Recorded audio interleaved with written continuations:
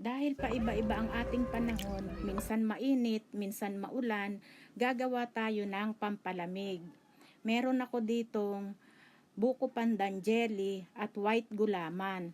Niluto ko lang sila. Ito yung ating buko pandan jelly. And then yung aking white gulaman.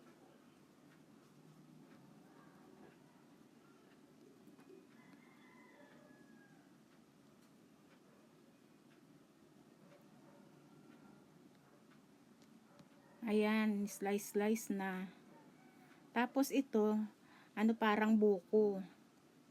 Kung meron kayong budget, pwede naman ang buko. Paghaluin lang, lagyan ng all-purpose cream, and then sunod ang condensed milk. Mix lang natin. Wow, ang ganda.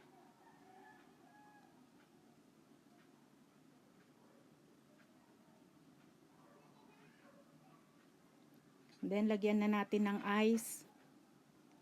O, yan na. Ayan ang ating pampalamig.